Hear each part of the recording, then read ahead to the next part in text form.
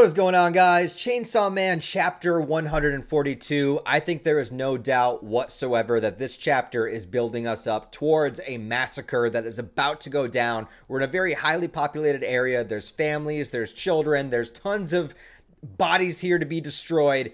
And of course, we have all of the hybrids showing up at the very end of this chapter. And I was trying to remember, for some reason in these 2 weeks, I kind of forgot what the hybrids said at the very end of the last chapter because I knew it was important about them having God forgive them for what they're about to do or whatever. But I went back and reread that. So essentially, they are going to set up this attack so that they force Chainsaw Man to show himself, to draw himself out, and to, I guess, combat against them. But they're trying to get Denji to kind of fully embrace and fully become this Chainsaw Man. So in a way, it's sort of like, you know, kind of relating this to God or whatever. It's sort of like they are being their own Judas for their own Chainsaw Man church, right? They're basically putting themselves out to be the bad guys in order for Denji to be like what they need him to be, because it just like, if he is no longer Chainsaw Man, then it's sort of like, what is the purpose of the church? And I've been wondering that for a while. There's a lot of things happening here behind the scenes that I can't figure out where Fujimoto really wants to go with it, because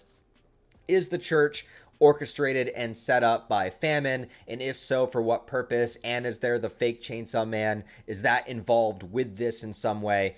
All of that is just kind of like really confusing to me. I'm not sure what direction they're going to go with it. But basically all of these hybrids are like, yeah, well, really, it's not really all of them. I feel like the last panel of this chapter is like showing that awkwardness between the three that are standing there. They look so out of place. They look like they're just trying to find, where they parked their car or something. I don't know what's going on with those guys. But it seems like this guy, the main one, Bareem, he's the only one that seems like he's really passionate about it. While they were having that conversation at the end of the last chapter in the diner or wherever they were, it didn't seem like the other characters were as adamant about it as he was. He's even given Chainsaw Man the warning at the end of this chapter, basically saying like, something bad is really going to happen. The first floor, there's going to be a devil attack, and they're going to be screaming out to save us. Like, save us, please, somebody save us.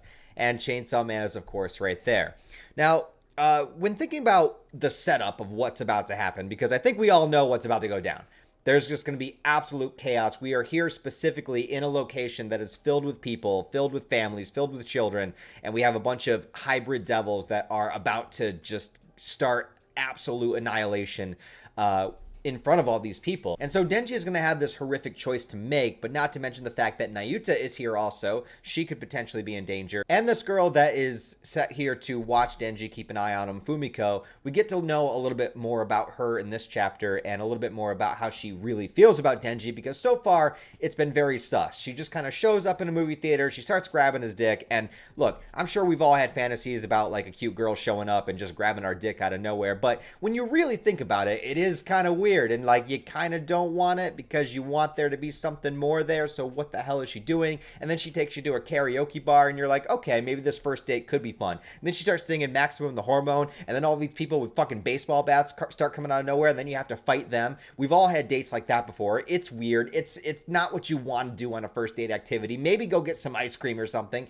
but instead you got to fight people with baseball bats. But then she starts fighting him too, and then you're kind of thinking, all right, well, this chick is kind of cool, I guess. She's fighting people with bats. Maybe I have to fight her. Maybe I don't. Oh, no, she's just here, and this is just what she's supposed to do. She just wanted to, like, check out my abilities or whatever. Also, she watches me in the bathroom while I jack off. I mean, if you're into voyeurism, I mean, I guess that is kind of a kink in one way, but I don't think Denji is really into it. I'm not really so into it myself. You know, there was like a period of time in my past. The point is, what was I saying? I'm reviewing Chainsaw Man. What am I saying? All right. The point is, Denji is stuck in this crossroads where he is uncertain of like what the right choice to make is, and none of these choices seem to be the one that is going to best benefit him, right? Because on the one hand, you have Yoshida, who is telling him if he turns into Chainsaw Man, they're going to kill Nayuta. And of course, you have Famiko here, who is in cahoots with Yoshida, and you know, Nayuta's right here, and who knows what kind of connection she has. So like, there's all that going down. Then you have the Church of Chainsaw Man that are just like weird, and they got like, people need to get married to each other, and then we need to indoctrinate everybody, and starting this whole cult of worship over Chainsaw Man that is not even like the version of Chainsaw Man that is real, but just this like idealized, worshipped version that is not even Denji, but it's so be it. That happens. And so Denji's just kind of stuck here in the middle, And you have one side that desperately wants him to become Chainsaw Man once again. And like even he says in this chapter, like start a massacre. He wants to see the gore. He wants to see people getting killed. He wants to see Chainsaw Man regenerating and get back up again. It's this sort of like sensationalized thing where it's like they don't know who Denji really is. They just want to see this like battle-stricken, warrior of Chainsaw Man destroying devils and being a monster himself. It's sort of like this idea of Chainsaw Man rather than Chainsaw Man himself, which is, I think, bringing it full circle. I think that that's what makes this chapter very important, because you have Femiko here, who is very sus on the surface, but starts talking about how she witnessed him as Chainsaw Man transform back into Denji, how her parents were in trouble and she wanted help, and Chainsaw Man couldn't hear her, and the battle was happening and it was too chaotic and nobody was there to help her. But then she noticed Chainsaw Man turn into Denji, and I believe she even says that she saw him start crying. And she realized something that I don't think any of these other characters realized. And that is basically like, Denji is just a kid. I mean, he's a teenager, but a kid, Like, he's just a guy. He's just a regular dude. I think that's why, him as a protagonist is so compelling. Sorry, that's my cat running around. I think that's why Denji as a character is so compelling to so many people, is because unlike a lot of protagonists, he is exaggerated in a world and doing feats that, we could never imagine in a million years. And he is, like a devil, character. But really, he's just a regular teenager. He's just a regular guy. And he's isolated and he's lonely and he's starved for affection, and he's pulled in every single direction without his control. He always has somebody kind of dominating over him. He's always having somebody kind of trying to force him into their mold of what they want him to be, or to get him to do things that they want him to do. And like I've said in these reviews, it's as if Denji has no agency over his life. And the only person that he really has right now is Nayuta. And they've developed this bond of, whether you want to consider it sibling-like bond or like a parent-child, he's taking care of her. And even in the last chapter, it's like she's all he really has. And now you have this other character that we are recently introduced to. And I'm getting kind of like dangerous, she might be killed relatively soon kind of vibes here. But she's one of the few characters that says that she's noticed Denji. She's noticed Denji for Denji. Now, if she watches him in the bathroom jack off, I mean, that's a whole other thing. But I think beyond the absurdity of it, the core message of what the manga is trying to say is that she notices that he's real.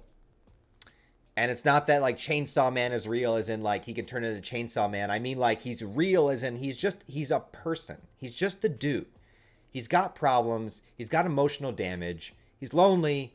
He's trying to do whatever he can to survive and struggle through life and get through the next day and try to form these connections and try to, he wants to have a sexual relationship, but he's so, torn by every single one of these girls that just like either takes advantage of him or pushes too hard. You have Himiko, you have Bomber Girl, you had Makima, you have all of these characters, and it's like, at the end of the day, he's just a dude, and he just wants affection, like anybody, and forced into all these horrific, dangerous, deadly situations, and everybody wants everything from him. Everyone wants a piece of him in some way, but nobody like sees him. Nobody sees Denji, except for this chick. So she's probably going to die soon. I think like with a lot of these chapters, this is a calm before a storm moment. And the way that this chapter ends, now it does seem like these other hybrids are not too like particularly ecstatic about what they're about to do. So we might see a situation where they might side with Denji, or they might turn against the main dude here. I keep forgetting his name, the flamethrower guy. But I don't know. It just doesn't seem like they're too thrilled to start this massacre, but the other guy definitely is. So I don't know, man. I think the next chapter is going to be pretty dark. I think it's going to be pretty heavy. I think we are going to see a massacre, and we're going to have this crossroads between Denji trying to decide what to do. It's even worse that Nayuta is right here, in the crossfire. But will he choose to fight back, or will he just watch it happen? Yeah. That's the question, man.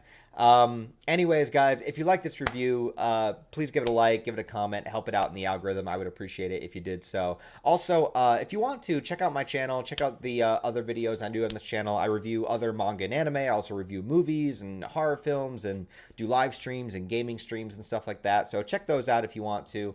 If you want to support the channel on a deeper level, I do have a Patreon, channel memberships, merch store. Other than that, guys, I hope you have a wonderful day, and I'll talk to you next time.